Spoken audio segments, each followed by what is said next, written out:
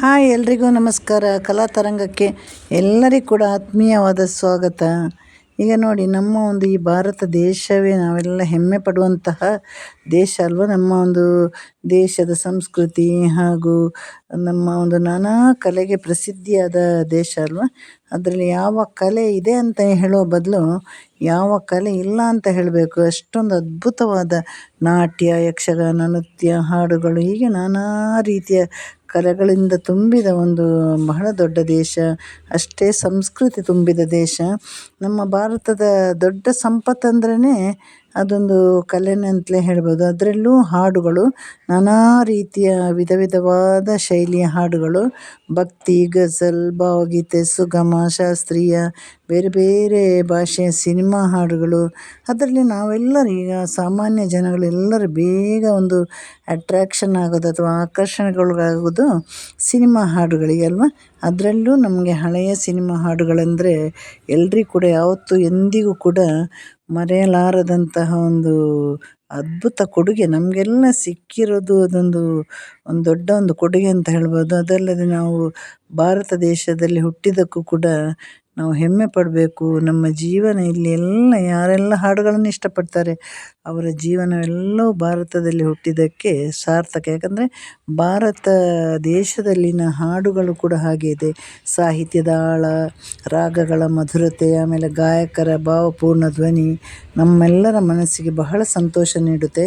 ಜೀವನದ ಹಲವಾರು ದುಃಖಗಳನ್ನು ಸ್ವಲ್ಪ ತಕ್ಕ ಮಟ್ಟಿಗೆ ನಾವೆಲ್ಲರೂ ಕಳೆಯೋದು ನಾವು ಹಾಡುಗಳ ಮೂಲಕ ಅಲ್ವ. ಹಾಗೆ ತುಂಬ ಖುಷಿ ಬಂದಾಗಲೂ ನಾವು ಹಾಡುಗಳು ಕೇಳ್ತೀವಿ, ತುಂಬ ನೋವಾದಾಗಲೂ ಹಾಡುಗಳ ಸಾಹಿತ್ಯ ಕೇಳ್ತೀವಿ. ಇದೆಲ್ಲ ಹೆಚ್ಚಾಗಿ ಇಂತಹ ಒಂದು ಕಲೆಗೆ ನಾವು ಉತ್ತೇಜನ ಕೊಡೋದೇ ನಮ್ಮ ಭಾರತೀಯರಿಂದಲೇ ಹೇಳ್ಬೋದು. ಬೇರೆ ಕಡೆ ಎಲ್ಲ ಪಾಪ್ಸ್ ಹಾಡುಗಳು, ಅವರವರ ಭಾಷೆಗೆ ತಕ್ಕಂಥ ಹಾಡುಗಳು ಅಥವಾ ಅವರವರ ದೇಶದ ಒಂದು ಘನತೆಗೆ ತಕ್ಕಂಥ ಹಾಡುಗಳಿದೆ, ಅದು ಅವರವರಿಗೆ ಇಷ್ಟ ಆಗ್ಬೋದು. ಆದರೆ ಭಾರತ ಎಲ್ಲದರಲ್ಲೂ ಖಂಡಿತವಾಗಿ ಸ್ಪೆಷಲ್. ನಮಗೆ ಹಾಡು ಕೊಟ್ಟ ಒಂದಷ್ಟು ಹಾಡುಗಾರರನ್ನು ಕೂಡ ನಾವು ನೆನಪಿಸ್ಕೊಳ್ಬೇಕು ಈ ಸಮಯದಲ್ಲಿ. ಜಗವಾಯಿಗಳೆಂದಾಗ ನಮ್ಮ ಕರ್ನಾಟಕದ ಪ್ರಸಿದ್ಧ ಸಂಗೀತಗಾರರಲ್ವ, ಕೀರ್ತನಗಾರ, ಸಂಗೀತಗಾರ. ಅದಲ್ಲದೆ ಹರಿದಾಸ ಪರಂಪರೆಯ ಮಹಾನ್ ಸಾಧಕರು. ದೃಷ್ಟಿ ಇಲ್ಲದಿದ್ದರೂ ಅಪಾರ ಸಾಧನೆಯಿಂದ ಕನ್ನಡ ಸಂಗೀತ ಲೋಕದಲ್ಲಿ ಅದ್ಭುತ ಸಾಧನೆ ಮಾಡಿದಂತಹ ಒಂದು ಅದ್ಭುತ ವ್ಯಕ್ತಿ ನಮ್ಮ ಪುಟ್ಟರಾಜ ಗವಾಯಿಯವರು. ಹಾಗೆ MS ಸುಬ್ಬಲಕ್ಷ್ಮಿ ಸಂಗೀತವನ್ನು ಪ್ರಾರ್ಥನೆ ಮೂಲಕ ಒಂದು ಎಲ್ಲರಿಗೆ ತೋರಿಸಿಕೊಟ್ಟ ಮಹಾನ್ ಗಾಯಕಿ. ಅವರಂತಹ ಒಂದು ಶಬ್ದ ಮತ್ತೆ ಎಲ್ಲೂ ನಮಗೆ ಕಾಣಲಿಕ್ಕೂ ಕೂಡ ಸಿಕ್ಕಿಲ್ಲ ನಮಗೆ. ಪಿ. ಕಾಳಿಂಗರಾವ್ ಅವರ ಹಾಡುಗಳ ಪಿತಾಮಹ ಅಂತಲೇ ಅವರನ್ನು ಮೊದಲಿಂದಲೂ ಕರೀತಾಯಿದ್ರು. ಹಾಗೆ ಅವರ ಒಂದು ಹಾಡುಗಳು, ಹಾಗೆ ಹಾಡುಗಳ ಸಾಹಿತ್ಯ ಕೂಡ ಬರೀತಾಯಿದ್ರು. ಹಾಡುಗಳಿಗೆ ಅವರು ಧ್ವನಿ ನೀಡ್ತಾಯಿದ್ರು, ನಿರ್ದೇಶನ ಕೊಡ್ತಾಯಿದ್ರು. ಕನ್ನಡ ನಾಡಿನ ಒಂದು ಮಣ್ಣಿನ ಸಂಸ್ಕೃತಿ ಬಗ್ಗೆ ಗಂಭೀರತೆ ಇತ್ತು ಅವರ ಹಾಡುಗಳಲ್ಲಿ. ಹಾಗೆ ಹಲವು ನಾವೆಲ್ಲರೂ ಕೂಡ ನಾವು ಹುಟ್ಟುವ ಮೊದಲೇ ಇವರೆಲ್ಲ ಹಾಡುಗಳನ್ನು ಹಾಡಿರೋದು. ಆದರೆ ಇವತ್ತಿಗೂ ನಮ್ಮಂಥವರ ನೆಕ್ಸ್ಟ್ ಅವರಿಗಿಂತ ಎಷ್ಟೋ ಚಿಕ್ಕ ಜನ್ರೇಷನ್ಗೆ ಕೂಡ ಬಹಳ ಇಷ್ಟಪಟ್ಟಂಥ ಹಾಡುಗಳು. ಹಾಗೆ ರಾಜ್ಕುಮಾರ್ ಭಾರತಿ ಅಂತ ಒಬ್ಬರು ಇದ್ದರು. ಅವರು ಡಾಕ್ಟರ್ ರಾಜ್ಕುಮಾರ ಅಥವಾ ರಾಜ್ಕುಮಾರ್ ಭಾರತಿ ಅಂತ ಕೆಲವರಿಗೆ ಗೊತ್ತಾಗ್ತಾ ಇರಲಿಲ್ಲ. ಅವರು ಕೂಡ ಅಷ್ಟೇ ಬಹಳ ಅದ್ಭುತ ಗಾಯಕರು. ಬಹಳಷ್ಟು ನಮ್ಮ ಕನ್ನಡ ಚಲನಚಿತ್ರ ಗೀತೆಗಳನ್ನು ಹಾಡಿದ್ದಾರೆ, ನಿರ್ದೇಶನ ಕೂಡ ಮಾಡಿದ್ದಾರೆ.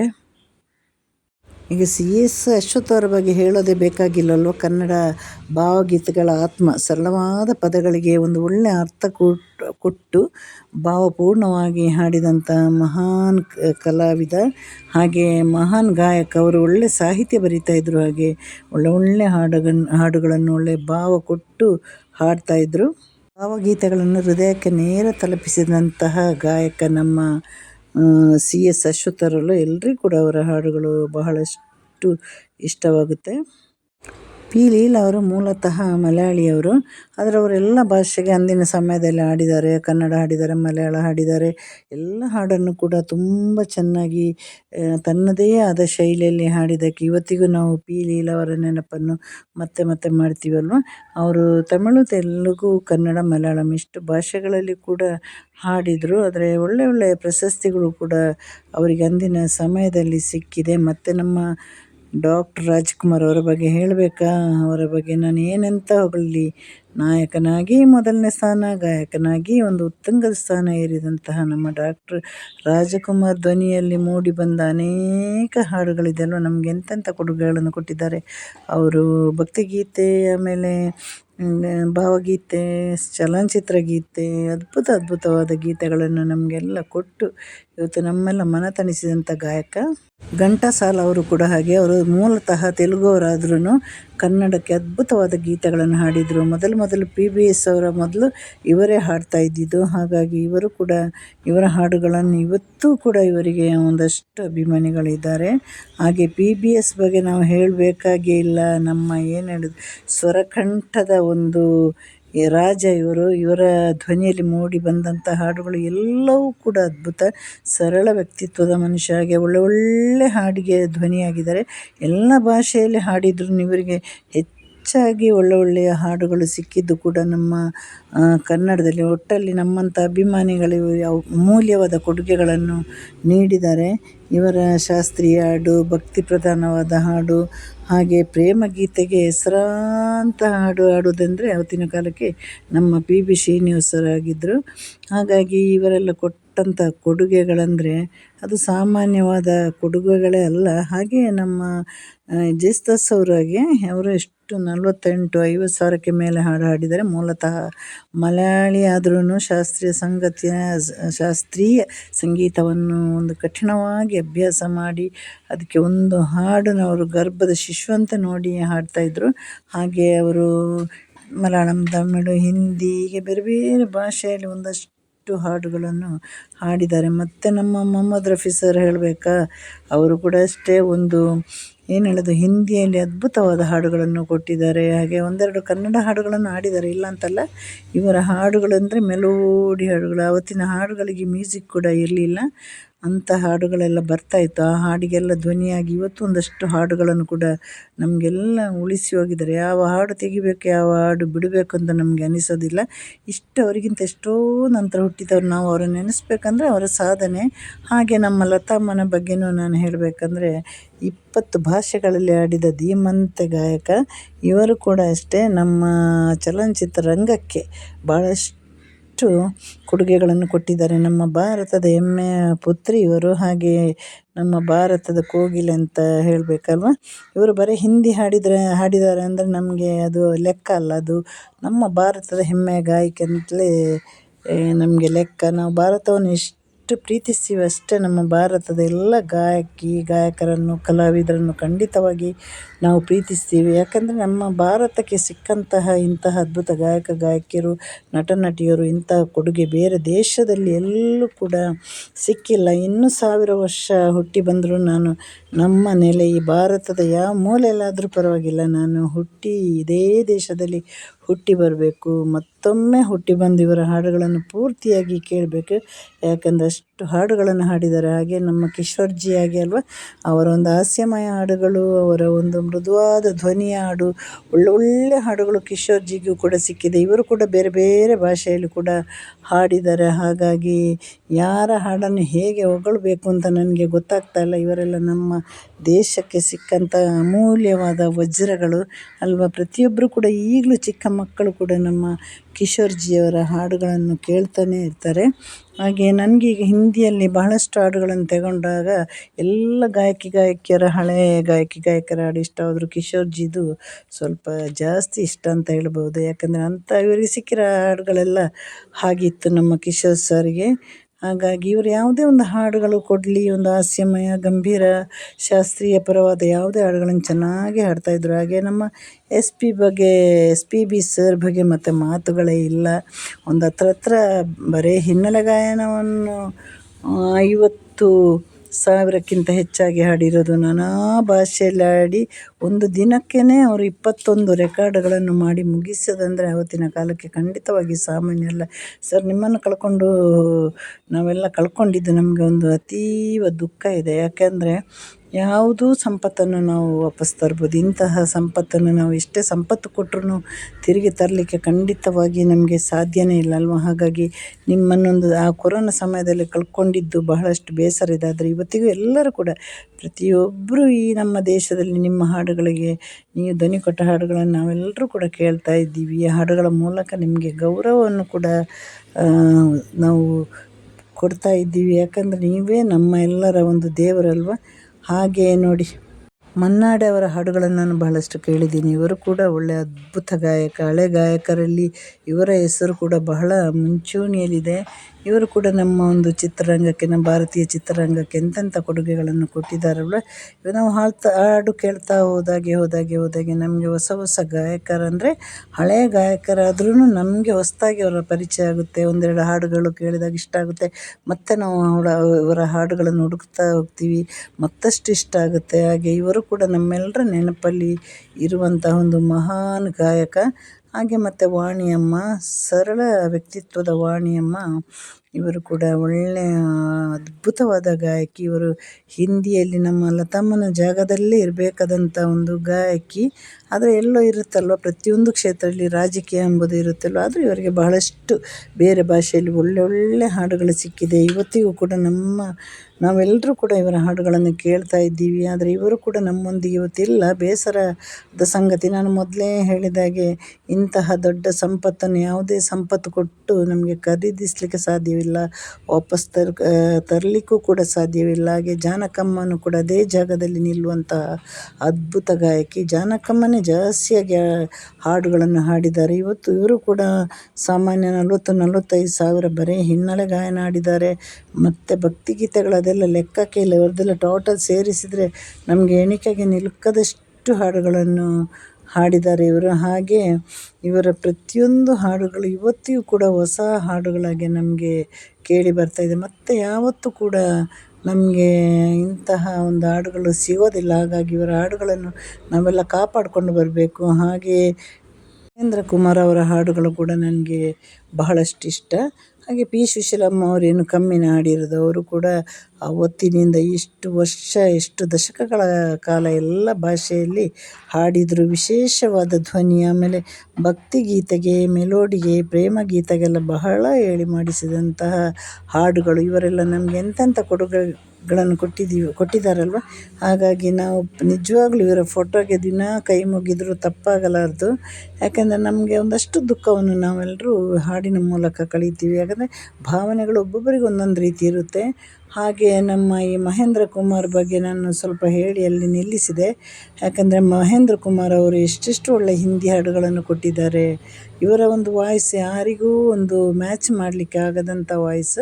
ಒಂದು ಬೇರೆ, ಈಗ ಮೊಹಮ್ಮದ್ ರಫೀಕ್, ಕಿಶೋರ್ ಕುಮಾರ್ನ ತಗೊಂಡು ನೋಡಿದಾಗ ನಮ್ಮ ಮಹೇಂದ್ರ ಕುಮಾರ್ ಅವರ ವಾಯ್ಸೇ ಒಂಥರ ಬೇರೆ ವಾಯ್ಸಾಗಿ ಅವರು ಕೂಡ ಅದ್ಭುತವಾದ ಹಾಡುಗಳನ್ನೆಲ್ಲ ಹಾಡಿ ನಮಗೆಲ್ಲ ಅದರ ಒಂದು ಕೊಡುಗೆಯನ್ನು ನೀಡಿದ್ದಾರೆ.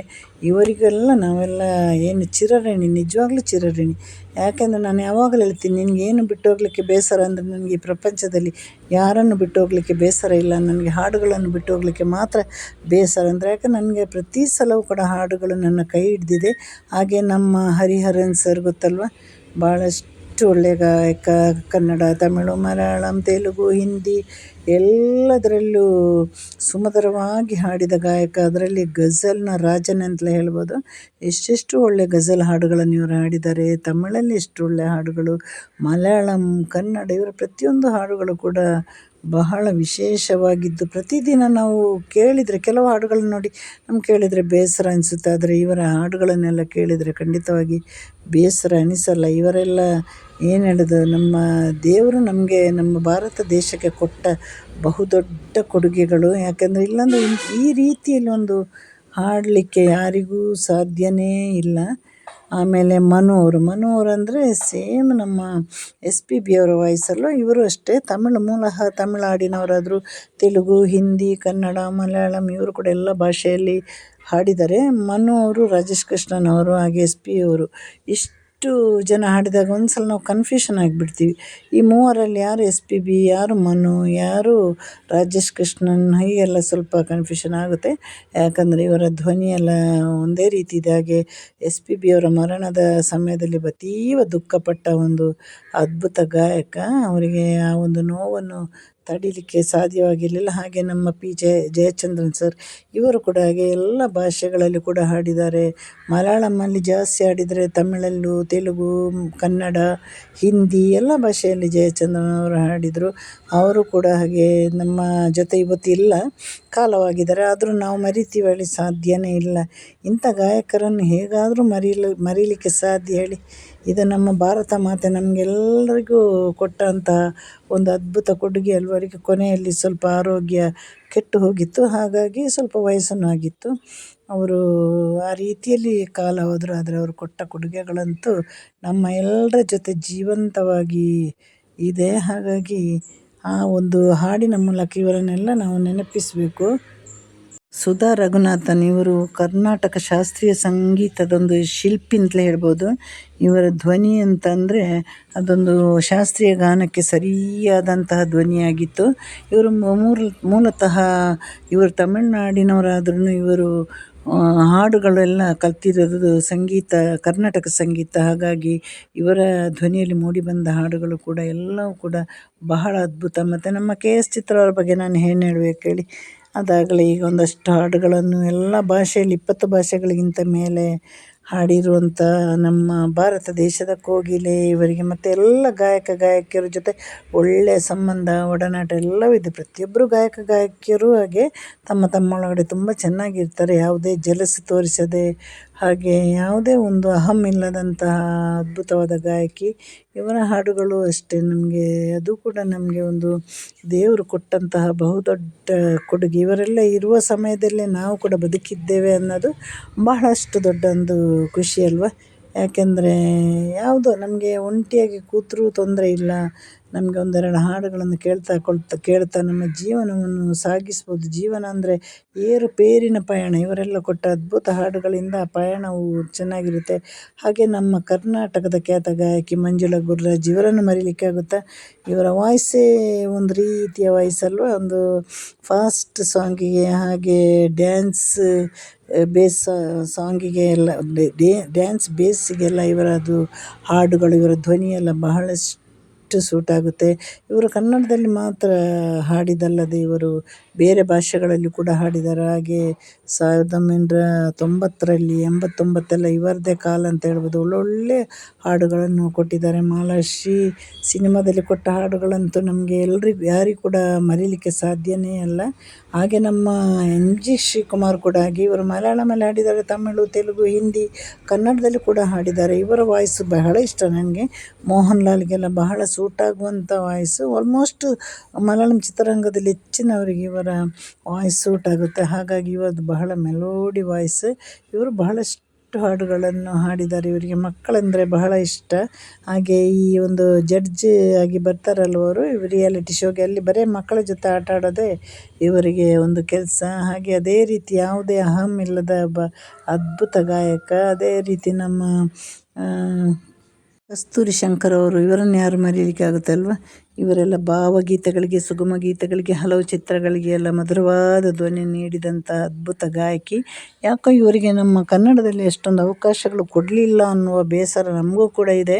ಒಳ್ಳೆಯ ಅದ್ಭುತ ಗಾಯಕಿ, ಎಂತೆಂಥ ಹಾಡುಗಳನ್ನು ಕೊಟ್ಟಿದ್ದಾರೆ. ಆಮೇಲೆ ಕೆಲವು ಇನ್ನೂ ಅದ್ಭುತ ಗಾಯಕಿಯರು ಬಂದಾಗ ಇವರೆಲ್ಲ ಸ್ವಲ್ಪ ತೆರೆಮರೆಗೆ ಸರಿದರು, ಅಥವಾ ಸುಗಮ ಸಂಗೀತ, ಭಾವಗೀತೆಗಳಿಗೆ ಅವರಲ್ಲಿ ತಲ್ಲೀನರಾದರೂ ಗೊತ್ತಿಲ್ಲ. ರಾಜೇಶ್ ಕೃಷ್ಣನ್ ನಾನು ಮೊದಲು ಹೇಳಿದಾಗೆ ನಮ್ಮ SPB, ಮನು, ರಾಜೇಶ್ ಕೃಷ್ಣನ್, ಆಮೇಲೆ SPB ಅವರ ಮಗ, ಇವರೆಲ್ಲರ ಧ್ವನಿ ಒಂದೇ ರೀತಿ ಇದೆ. ಆದರೆ ಒಳ್ಳೊಳ್ಳೆ ಹಾಡುಗಳು ನಮ್ಮ ರಾಜೇಶ್ ಕೃಷ್ಣನಿಗೆ ಸಿಕ್ಕಿದೆ. ಇವರು ಕೂಡ ಹಾಗೆ ಬಹಳಷ್ಟು ಭಾಷೆಯಲ್ಲಿ ಹಾಡಿದ್ದಾರೆ, ಬಹಳಷ್ಟು ಹಾಡುಗಳನ್ನು ಹಾಡಿದ್ದಾರೆ. ಯಾವತ್ತೂ ನಾವೆಲ್ಲ ಮರೀಲಿಕ್ಕೆ ಸಾಧ್ಯನೇ ಇಲ್ಲ.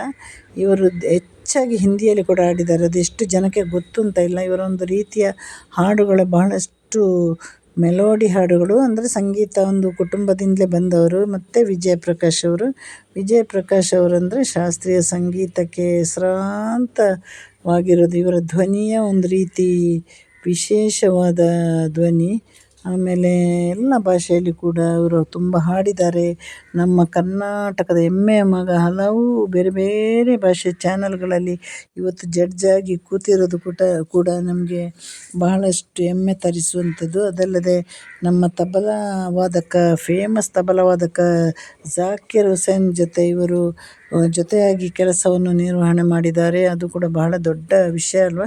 ಝಾಕಿರ್ ಹುಸೇನ್ ಅಂದರೆ ಸಾಮಾನ್ಯ ಒಂದು ತಬಲಾ ವಾದಕರೇ ಅಲ್ಲ. ಹಾಗಾಗಿ ಅವರ ಜೊತೆ ಕೂಡ ಇವರು ಸೇರಿ ಹಲವು ಕಾರ್ಯಕ್ರಮಗಳನ್ನು ಮಾಡಿದ್ದಾರೆ. ಆಮೇಲೆ ನಂದಿತಾ ಅವರು ಅಂದರೆ ಇವರು RV ಕಾಲೇಜಲ್ಲಿ ಇಂಜಿನಿಯರಿಂಗ್ ಓದಿರೋದು, ಇಂಜಿನಿಯರ್ ಆಗಿದ್ದರಂತೆ. ಇವರ ಒಳಗಡೆ ಎಲ್ಲ ಸಂಗೀತ ತುಂಬಿ ತುಳುಕಿತ್ತು. ಹಾಗೆ ಬಹಳಷ್ಟು ಚೆನ್ನಾಗಿ ವೀಣೆಯನ್ನು ಬಾರಿಸ್ತಾರೆ ಇವರು. ಹಾಗಾಗಿ ಇವರು ಕೂಡ ಕಲಾ ಕುಟುಂಬದಿಂದಲೇ ಬಂದಿರೋದು. ಆದರೆ ಅವರ ತುಡಿತಲ ಸಂಗೀತವಾಗಿತ್ತು.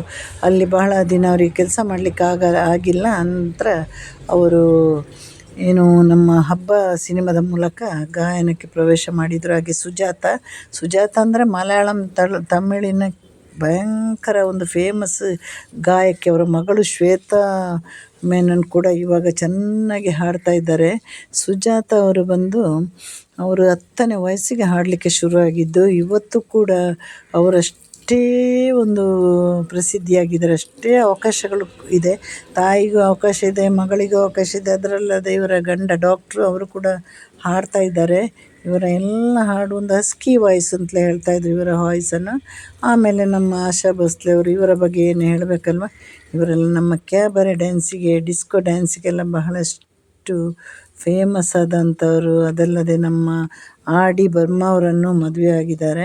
R.D. ಬರ್ಮಾ ಅವರ ಅಂತ ಹೆಸರು ಹೇಳಲಿಕ್ಕೆ ನಮಗೆ ಭಯ ಆಗುತ್ತೆ. ಅಂಥ ಒಂದು ಫೇಮಸ್ ಸಂಗೀತ ನಿರ್ದೇಶಕರನ್ನು ಇವರು ಮದುವೆ ಆಗಿದ್ದು, ಇವರು ಕೂಡ ಬಹಳಷ್ಟು 20 ಭಾಷೆಯಲ್ಲಿ ಇವರು ಹಾಡಿದ್ದಾರೆ. ಇವರು ಲತಮ್ಮನ ತಂಗಿ ಅಂತ ಹೆಚ್ಚಿನವರಿಗೆ ಗೊತ್ತಿದೆ. ಹಾಗಾಗಿ ಇವರ ಎಲ್ಲ ಹಾಡುಗಳು ಬಹಳ ಪಾಪ್ ಹಾಡಿಗೆಲ್ಲ ಬಹಳಷ್ಟು ಪ್ರಸಿದ್ಧಿ. ಅದಲ್ಲದೆ ಅವತ್ತಿನ ಡ್ಯಾನ್ಸ್ ನಂಬರ್ ಹಾಡುಗಳಿಗೆಲ್ಲ ನಮ್ಮ ಆಶಾ ಭೋಸ್ಲೆ ಅವರೇ ಹಾಡ್ತಾ ಇದ್ದಿದ್ದು.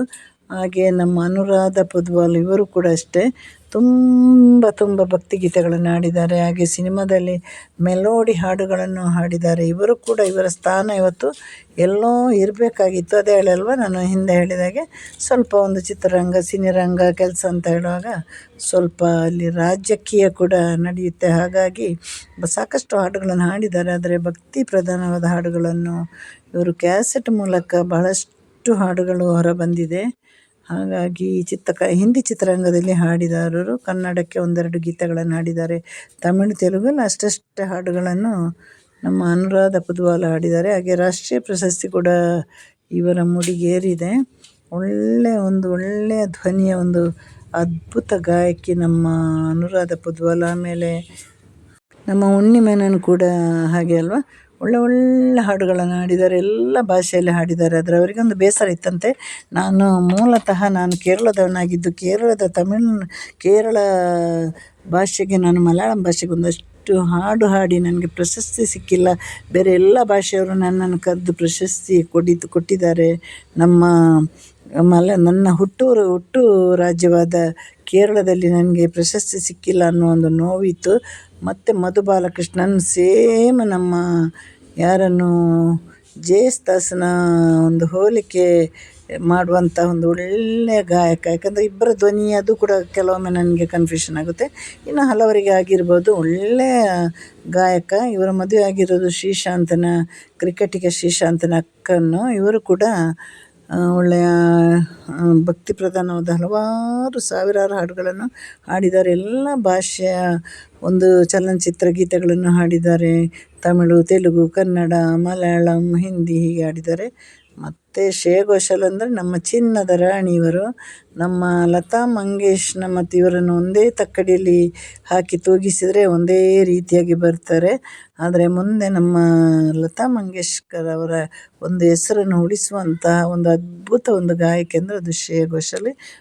ಬಹಳ ಅದ್ಭುತ ಧ್ವನಿ. ಯಾವುದೇ ಭಾಷೆಯನ್ನು ತಗೊಂಡು ಹೋದ್ರೂ ಅವರು ಅದೇ ಭಾಷೆಯ ಒಂದಷ್ಟು ಉಚ್ಚಾರಣೆ ಸಮೇತ ಅದೇ ಭಾಷೆಯ ಒಂದು ಹಾಡುಗಾರ್ತಿ. ನಾನು ಕನ್ನಡತಿ, ನಾನು ತಮಿಳತಿ, ನಾನು ಮಲಯಾಳಂ, ಹೀಗೆ ಅವರವರ ಭಾಷೆಗೆ ಸರಿಯಾಗಿ ಒಂದು ಶಬ್ದಕ್ಕೆ ಉಚ್ಚಾರಣೆ ಕೊಟ್ಟು ಆಡುವಂಥ ಒಂದು ಅದ್ಭುತ ಗಾಯಕಿ. ಅದೇ ರೀತಿ ನಮ್ಮ ಎಲ್ಲಾರಿ ಈಶ್ವರಿ.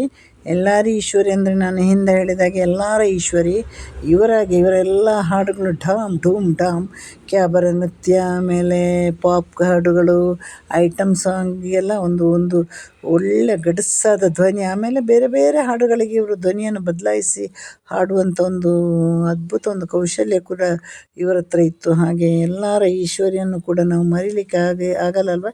ಇವರೆಲ್ಲರೂ ಕೂಡ ನಮಗೆ ನಮ್ಮ ಭಾರತದ ಮಾತೆ ನಮಗೆ ಕೊಟ್ಟ ಕೊಡುಗೆಗಳು. ಹಾಗೆ ಎಲ್ಲರನ್ನು ಕೂಡ ನಾನು ನೆನೆಸಿದಾಗೆ ಈಗ ನಮ್ಮ ಸೋನು ನಿಗಮ್ ಬಗ್ಗೆ ನಾನು ಏನು ಹೇಳಲಿ, ಎಷ್ಟು ಕನ್ನಡ ಹಾಡುಗಳನ್ನು ಹಾಡಿದಾರಲ್ಲ. ಅವರು ಹಿಂದಿ ಬಿಟ್ಟರೆ ಅತಿ ಹೆಚ್ಚು ಹಾಡುಗಳನ್ನು ಹಾಡಿದ್ದೇ ನಮ್ಮ ಕನ್ನಡದಲ್ಲಿ. ಹಾಗೆ ಇವರಿಗೆ ಸಿಕ್ಕಿರುವ ಹಾಡುಗಳು ಕೂಡ ಬಹಳಷ್ಟು ಮಧುರವಾಗಿತ್ತು. ಅದು ಇವರ ಧ್ವನಿಯಲ್ಲಿ ಮೂಡಿ ಬಂದಾಗ ಇನ್ನಷ್ಟು ಸುಮಧುರ ಹಾಡುಗಳು ಆಗಿತ್ತು. ಹಾಗೆ ನಮ್ಮ ಎಲ್ಲ ಗಾಯಕರಿಗೂ, ನಮಗೆ ಭಾರತ ಮಾತೆ ಕೊಟ್ಟ ಎಲ್ಲ ಗಾಯಕರಿಗೂ ನಮ್ಮನ ಎಲ್ರಿಗೂ ಟಾಟಾ ಬಾಯ್, ಸಿ ಯು, ಟೇಕ್ ಕೇರ್.